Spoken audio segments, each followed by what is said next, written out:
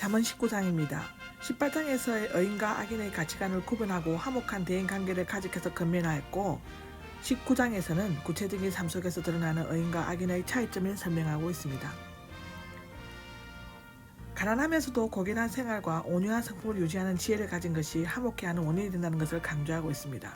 지혜자의 이러한 온유한 성품은 타고난 기질이라기보다는 하나님의 말씀으로 내면적 수준이 성숙이 된 것으로 볼 수 있으며 잠언서 기자는 모든 생활에 있어서 하나님의 뜻에 따라 온유하고 겸손하게 행할 것을 권면하고 있습니다. 아멘. 가난한 자에게 친절을 베풀 것을 1절에서 7절에 기록하고 있습니다. 잠언서 기자는 지혜는 하나님을 경외하는 자세에서 출발하는 것으로서 하나님과의 관계에서 드러나는 신앙적 지혜와 대인관계에서 나타나는 윤리적 지혜를 모두 포함하고 있다고 진술하고 있는데요. 여기에서 대인관계는 특히 사회의 하층 계급에 속한 가난한 자, 소외된 자들을 말하고 있는데 잠언서 기자는 먼저 가난한 것이 입술이 거짓된 것보다 낫다고 긍정적으로 말하고 있습니다. 그리고 그 다음 곧이어 가난과 친구 또는 형제들 간의 관계를 말하면서 가난을 부정적으로 언급하고 있습니다. 말하자면 어쩔 수 없이 가난하게 된 것은 무시하지 않고 인정을 하지만 좋은 여건과 환경 가운데 있으면서도 게으름 때문에 가난하게 된 것은 신랄하게 비판하고 성실함을 배우도록 권고하고 있습니다. 가난은 본질적으로 제약이거나 사악한 것은 아니지만 비난과 공격의 표적과 빌미가 될 수 있으므로 성실과 노력을 통해 가난에 빠지지 않도록 강력히 촉구하고 있습니다. 잠언서 기자는 가난한 자에게 친절을 베풀 것을 요청하고 있는데 본래부터 이기적인 존재로 태어난 인간은 받는 것을 좋아하지만 주는 것에 대해서는 매우 인색한 것이 사실입니다. 그러나 모든 인간을 하나님의 형상대로 창조하신 하나님은 부자나 가난한 자나 똑같이 사랑하시며 특히 가난한 자에게는 관심을 가지시고 그들을 구원하신다고 합니다. 따라서 나눔의 생활은 하나님의 주권을 인정하고 말씀대로 순종할 때 비로소 가능합니다. 이웃에게 자신이 가진 것을 나누어 줄 때 많은 친구를 사귈 뿐만 아니라 하나님의 상을 받게 된다고 17절에 기록하고 있습니다. 그리고 누가복음 16장 9절에도 나와 있고 열왕기상 17장 10절에서 16절에도 나와 있습니다.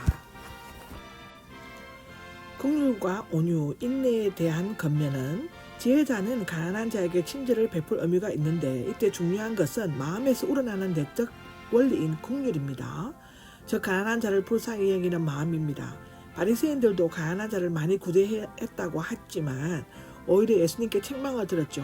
그 이유는 그 동기가 가난한 자에 대해 긍휼히 여기는 마음이 아니라 사람에게 보이려는 위선적인 마음으로 비롯되었기 때문입니다.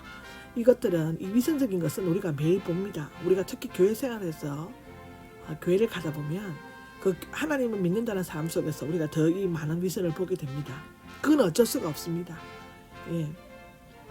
또한 가난한 자에게 친절을 베풀 때 유의해야 할 것은 온유함과 인내하는 마음입니다. 가난한 자에게 선을 베푸는 것은 하나님이 온유한 성품을 그들에게 전해주는 행위이고요.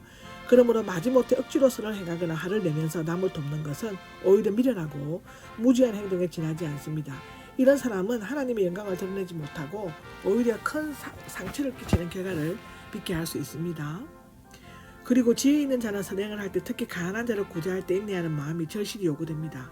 구제는 선행에 씨를 뿌리는 것과 같고 씨가 싹을 내고 열매를 맺는 데는 상당한 기간이 필요합니다. 농부에게는 참고 기다리는 인내가 요구됩니다. 야고보서 5장 7절에 나옵니다. 구제와 연관하여 전도서 기자는 너는 내 떡을 물 위에서 던져라.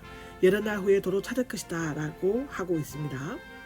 이것은 물에 떡을 던지면 물고기가 그것을 먹고 자라나 또다시 사람이 먹을 수 있는 양식이 될 수 있다는 의미로 해석할 수 있는데요. 사실상 가난한 자를 구제하고 돌보는 행동은 현재가 아니라 미래를 위한 지혜로운 태도인 것입니다. 누가복음 16장 9절에 나오죠. 또 한 사랑의 하나님을 아는 자는 이웃에게 나눔을 실천할 것이며 하나님을 아는 지혜를 통해 더욱 다른 사람에게 간용을 베푸는 자세를 유지해야만 한다고 기록하고 있습니다. 올바른 징계와 하나님을 경외하는 마음을 18절에서 29절까지 기록되어 있는데요. 바로 앞서 하나님의 지혜를 소유한 사람들이 지녀야 할 너그럽고 온유한 마음과 인내하는 태도에 이어 올바르거나 바람직하지 못한 행동을 취하는 자들이나 지혜자의 성품을 올바르게 소유하지 못한 자들에 대한 징계가 필요함을 언급하고 있습니다. 징계의 필요성은 이스라엘 사람들의 가정교육은 철저하게 하나님 중심적이고 실제적이라는 특징을 가지고 있으며 이러한 교육 방법은 이스라엘 민족 전체의 동질성을 확보하고 하나님 백성으로서의 정체성을 유지하는 데 결정적인 기여를 하였다고 합니다. 만일 자녀들이 자기 뜻대로 행동하도록 내버려 둔다면 그들로 하여금 파멸의 구덩이에 빠지게 하고 어리석고 무책임한 행동이 될 수 있을 것입니다.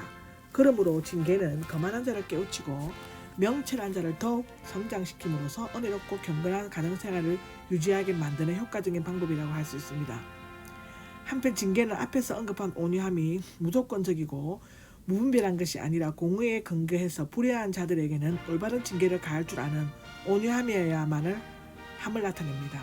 이러한 징계의 대상으로는 급히 노하는 자, 게으른 자, 거만한 자, 어리석은 자 등이 제시되고 있습니다. 또한 여기에서의 하나님이 공의를 버리고 개인적인 감정을 따라 사는 사람에게 하나님의 보응과 심판이 있음을 강조하고 있습니다. 하나님은 결코 자만이나 불의를 영원토록 방치하지 않으시며 공정하게 심판하십니다. 하나님을 경외하는 마음은 하나님의 징계와 심판을 언급함과 동시에 하나님의 섭리를 따라 그의 뜻이 반드시 실현된다는 점을 강조함으로써 여호와를 경외하고 올바른 생활을 하도록 권고하고 있습니다. 이를 통해 하나님을 경외함으로써 지혜를 얻게 된 자가 이루어야 할 신앙 인격도 이와 같이 같아야 한다는 사실을 강력히 드러내고 있습니다. 요컨대 잠언석 기자는 온전히 하나님을 경외하고 생활하는 자가 참된 지혜자임을 역설해주고 있습니다.